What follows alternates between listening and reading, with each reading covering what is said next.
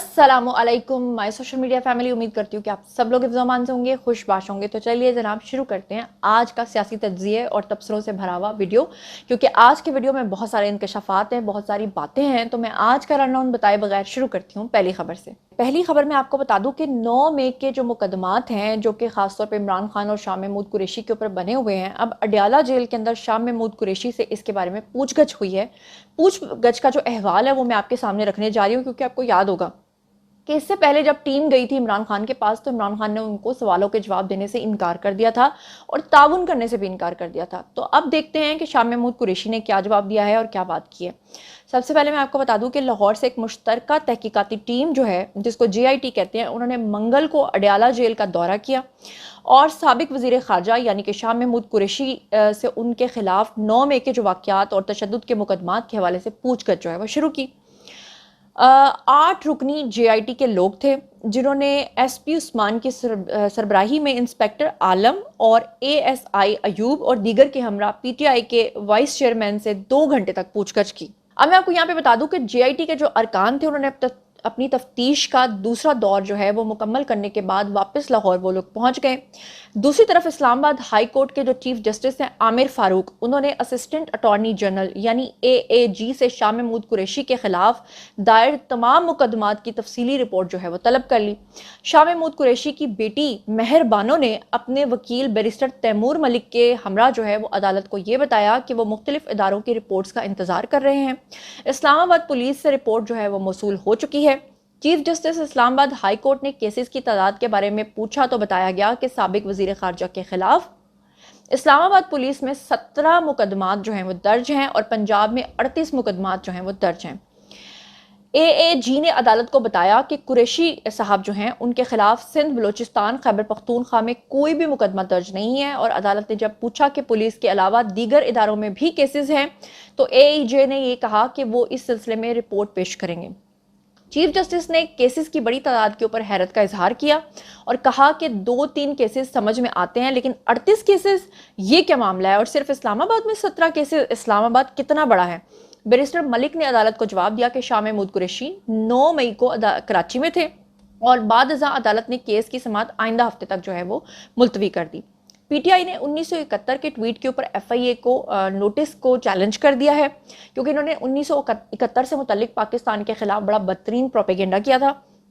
यहाँ पर आपको बता दूं कि पाकिस्तान तहरीक इंसाफ ने साबिक वज़ीर आज़म इमरान खान के ऑफिशियल अकाउंट से की जाने वाली जो मुतनाज़े पोस्ट है, उसके ऊपर वफाकी तहकीकाती एजेंसी FIA की जानिब से अपनी क़यादत को भेजे गए नोटिस को चैलेंज कर दिया है।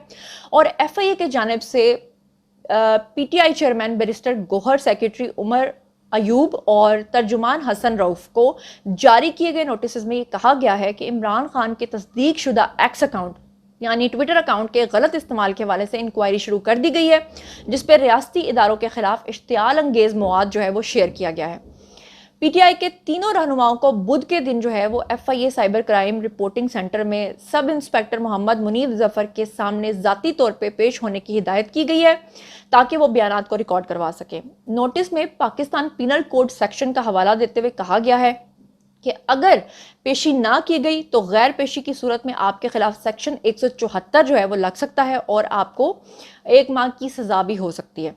FIA के नोटिस के जवाब में ये कहा गया कि ये पोस्ट अवाम में खौफ और ख़तरे का सबब बन सकती है, किसी को रियासत या रियासती इदारे के खिलाफ जुर्म करने पर उकसा सकती है।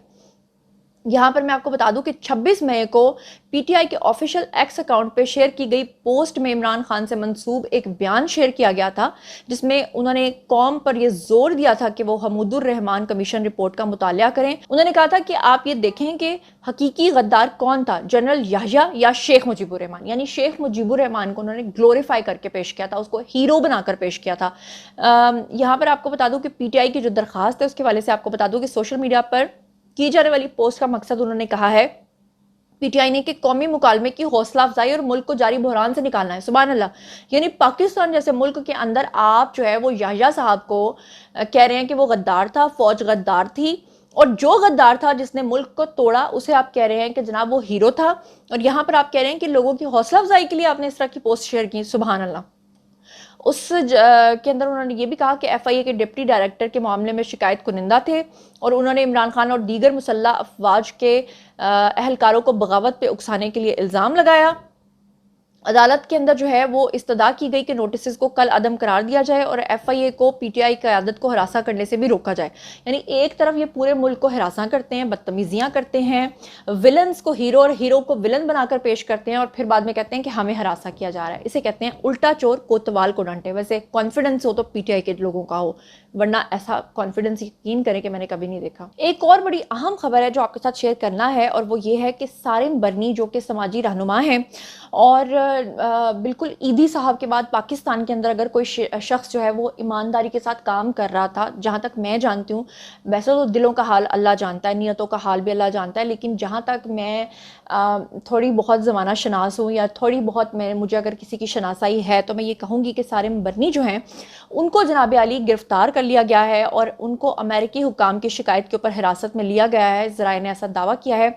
उनका क्या कसूर था उसके बारे में मैं आपको बताती हूँ, उनके ऊपर क्या एलिगेशंस, क्या इल्ज़ामात लगे हैं वो भी आपको बताती हूँ और क्या वो ऐसे हैं भी, ये भी आपको बताती हूँ। सबसे पहले तो मैं आपको ये जो खबर अभी बता रही हूँ ये न्यूज़पेपर्स के अकॉर्डिंगली है कि सारिम बन्नी जो कि एक समाजी रहनुमा है, उनसे उनका पहले से रिकॉर्ड शुदा वीडियो जो है वो इस वक्त सोशल मीडिया के ऊपर सर्कुलेट कर रहा है, जिसमें उन्होंने कराची पहुंचकर कहा कि मैं बहुत सारे इंकशाफात करूंगा।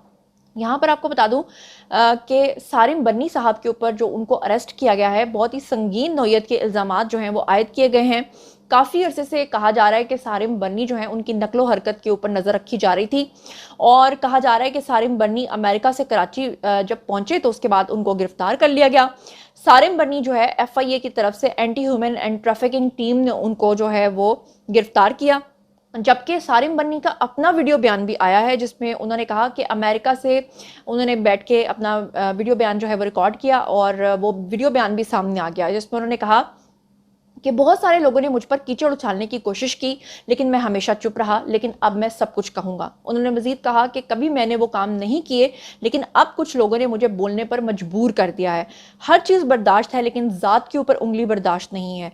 मैं किसी की ज़ात पर कीचड़ नहीं उछालता। उन्होंने कहा कि कराची आकर सब कुछ बताऊंगा, अच्छा खासा, बल्कि दिखाऊंगा। मुझ पर सिर्फ इल्ज़ाम है, मैं सबूतों के साथ बताऊंगा। यानी उन्होंने तमाम इल्ज़ामात को जो है वो डिनाई करते हुए कहा है कि मैं बिल्कुल क्लीन एंड क्लियर हूँ और मेरी ज़ात पे कोई अगर कीचड़ उछालता है तो मैं उसको नहीं छोड़ूंगा। और मैं आपको एक बात बताऊँ कि जितना मैं उनको जानती हूँ, जितना मैंने उनके बारे में सुना है, वो वाकई एक नेक इंसान है। यानी ईदी साहब के बाद अगर कोई सही तरीके से पाकिस्तान में काम कर रहा है तो वो सारिम बरनी है। बाद में उन्होंने बताया कि सारिम बन्नी को अमेरिकी हुकाम की शिकायत के ऊपर हिरासत में लिया गया है। समाजी रहनुमा को इंसानी स्मगलिंग के इल्ज़ाम में गिरफ्तार किया गया है और उन्होंने कहा जा रहा है कि उन्होंने बच्चों की अमेरिका में फ़रोख्त का उनके ऊपर इल्ज़ाम है। असल में सारिम बन्नी साहब जो हैं वो बहुत नौमौलूद जो बच्चे होते हैं, छोटे छोटे जो बच्चे होते हैं, जो बिल्कुल लावारिस बच्चे होते हैं, अगर उन्हें कोई गोद लेना चाहे तो सारिम बन्नी की जो फाउंडेशन है वो उनको देती है।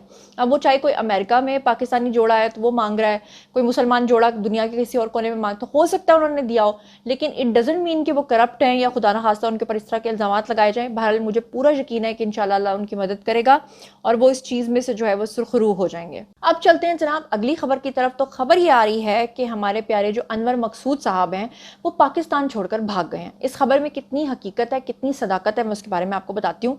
आपको याद है कि आज से ठीक 1-2 दिन पहले इमरान रियाज खान पाकिस्तान से भाग रहे थे, लेकिन उन्होंने बहाना क्या बनाया था कि वो हज करने जा रहे हैं।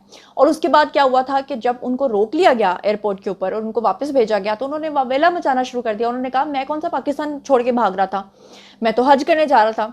हकीकत ये थी कि मोहतरम ने वहाँ पे प्लान बनाया हुआ था खिसकने का कि फिर बाहर बैठ के मैं भी उसी तरह से व्लॉग्स बनाया करूंगा जिस तरह से मोहित पीरजादा कर रहे हैं, जिस तरह से शहबाज गिल कर रहे हैं, ताकि उनको भी खुल के खेलने का मौका मिले, लेकिन वो मौका उनको नहीं दिया गया।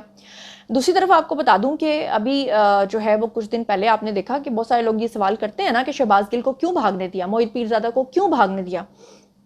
अब जनाब अली बारी आई जनाब जी अनवर मकसूद साहब की। अनवर मकसूद के बारे में आप जानते हैं कि इनके बारे में समी इब्राहिम ने थोड़े दिन पहले एक इंकशाफ किया था और कहा था कि अनवर मकसूद को थप्पड़ मारे गए हैं, अनवर मकसूद को PTI की हिमायत करने के ऊपर थप्पड़ मारे गए हैं। और उसके बाद अनवर मकसूद का एक बयान भी सामने आया था जिसमें उन्होंने समी इब्राहिम को झूठा करार दिया था। उन्होंने कहा था कि वो शख्स झूठा है और मेरा किसी सियासी जमात से कोई ताल्लुक नहीं। हकीकत ये है, अगर मैं बात करूं बिल्कुल बायस्ड हुए बगैर और न्यूट्रल होकर, तो मैं आपको बताऊं कि अनवर मकसूद जो हैं वो किसी ना किसी तरीके से PTI का सपोर्ट करते हैं और जो मुल्क के मुखालिफ एक प्रोपेगेंडा है उसमें वो काफ़ी अरसे तक जो है वो एक्टिव भी रहे हैं। लेकिन जैसे ही उनको पता चला कि 9 मई के लोगों को नहीं छोड़ा जाएगा, तो उसके बाद अनवर मकसूद साहब जो हैं वो पीछे हट गए। अच्छी बात यह है कि वो समझ गए हैं या वो हट गए हैं या वो मोहतात हो गए हैं, अच्छी बात है। लेकिन साथ ही उन्होंने फैसला किया कि वो कनाडा जाकर शिफ्ट हो जाते हैं। लेकिन अब कनाडा में लोगों ने उनका जीना मुहाल कर दिया है और उनसे पूछ रहे हैं कि आप पाकिस्तान छोड़ के क्यों भागे। ये बिल्कुल वैसा ही है जैसे आपको याद होगा कि आज से काफ़ी अर्सा पहले मौलाना तारिक जमील साहब भी मुल्क छोड़कर चले गए थे और वो भी कनाडा में मुकीम है। और उनसे भी जब पूछा गया कि आप मुल्क छोड़कर भाग गए हैं, तो उन्होंने कहा जी मैं तो यहाँ पर दिल का मरीज हूँ, इसलिए मैं तो यहाँ पर रेस्ट करने के लिए आया हूँ। अब यहाँ पर मैं आपको बता दूं कि पाकिस्तान के जो अनवर मकसूद साहब हैं कोई छोटे मोटे राइटर नहीं हैं, बल्कि मज़ा निगार भी हैं, मेज़बान भी हैं। और अनवर मकसूद जो हैं उनका एक बयान सामने आया जिसमें उन्होंने कहा कि वो इन दिनों कनाडा में मौजूद हैं, मगर वो जल्द ही पाकिस्तान वापस आ जाएंगे। उनका कहना था कि कनाडा रवानगी से कबल एयरपोर्ट पर मुसाफिरों ने उनको घेर लिया और उनसे पूछा कि आप पाकिस्तान छोड़ के क्यों जा रहे हैं, जिस पे उन्होंने जवाब दिया कि पाकिस्तान मुझे छोड़ सकता है मगर मैं पाकिस्तान को नहीं छोड़ सकता।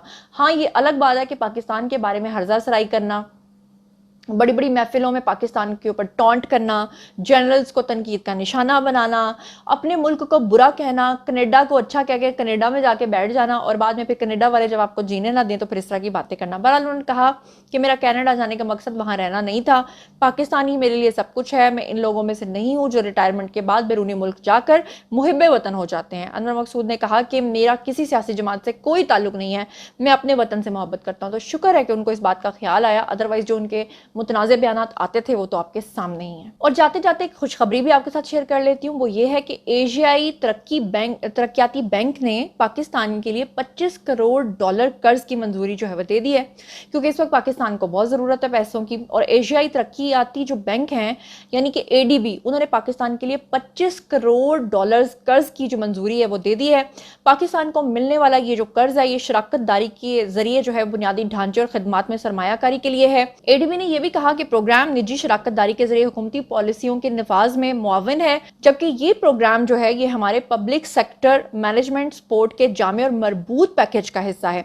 बहरहाल अच्छी बात यह है कि इस वक्त जो हमारे वजीर आजम हैं शहबाज शरीफ साहब, वो चाइना के अंदर हैं और उनके ऊपर यह भी बड़ी लेदे हो रही है कि जनाब वहाँ के शी जिनपिंग उनको क्यों नहीं मिलने के लिए आए और वहाँ की जो ताजर बरादरी है उन्होंने उनका क्यों इस्तकबाल किया। जबकि हकीकत यह है कि शहबाज शरीफ ने साफ तौर पे पिछले साल ये बात की थी कि बेगर्स कांट बी चूजर्स, तो उसके ऊपर बड़ी तनकीद हुई थी और कहा गया था कि बेगर्स क्यों कहा है। तो सही बात की थी उन्होंने, 100% सही बात की थी कि जो भिखारी कौम होती है वो चूज नहीं कर सकती। और अब शहबाज शरीफ का जो नया बयानिया आया है उसमें उन्होंने साफ तौर पे बोला है कि हमने कटोरा लेकर किसी के पास नहीं जाना, ना हमने किसी से भीख मांगनी है, ना हमने किसी से मदद मांगनी है। वो जितने भी ममालिक में जा रहे हैं उन सबको कह रहे हैं कि आप हमारे साथ आएँ और हमारे साथ बिजनेस करें और हमारे साथ सरमायाकारी करें। उसी सिलसिले में आपको पता है कि सऊदी अरब, चाइना, मलेशिया, टर्की और रशिया सबके साथ उनकी डील्स हो चुकी हैं। और इसी सिलसिले में चाइना जो पाकिस्तान का वैसे ही ब्रादर मुल्क है, तो उसके साथ अगर वो बात कर रहे हैं, उन्होंने कहा जी हमें तो चाइना की तरक्की की तकलीद करनी चाहिए। तो ये एक बड़ी अच्छी और खुशआइन बात है कि चाइना की ताजर बरादरी के साथ जो है वो मुलाकातें कर रहे हैं। और फिर शी जिनपिंग भी, उनके साथ भी मुलाकातें होंगी, 1.5 हफ्ते का उनका टूर होगा और इंशाल्लाह CPEC जो है वो आगे बढ़ेगा, जिसको इमरान खान ने आकर रोक दिया था। और अब PTI के सोशल मीडिया अकाउंट से बहुत ज़्यादा प्रोपेगेंडा हो रहा है, जबकि हकीकत ये है कि इमरान खान के अपने दौरे इक़्तिदार में उनको किसी ने मुंह नहीं लगाया था। और एक मरतबा वो सिर्फ पता नहीं कोई मैच देखने के लिए पता नहीं किस बहाने से चाइना गए भी थे, तो वहाँ पर जो कोई 3rd क्लास किस्म की कोई पोस्ट की खवातीन है उन्होंने आकर बस खान साहब का इस्तकबाल किया था, जिसपे खान साहब का मुंह भी बहुत ज़्यादा बना हुआ था। तो बहरहाल ये थी आज की खबरें। बारिया जी आप लोगों की, आइए कमेंट सेक्शन में और बताइए कि आप इन तमाम खबरों के बारे में क्या सोचते समझते हैं। जो कुछ भी आप सोचते समझते हैं शेयर कीजिए, पर्सनली जवाब दूंगी। मजीद खबरें, व्लॉग्स, इंटरव्यूज़ और सियासी तज्ज़िये जानने के लिए मेरे साथ कनेक्टेड रहना हरगिज़ मत भूलिएगा। चैनल को सब्सक्राइब कर लीजिएगा। अपना बहुत बहुत ख्याल रखिएगा। अल्लाह ने के बान।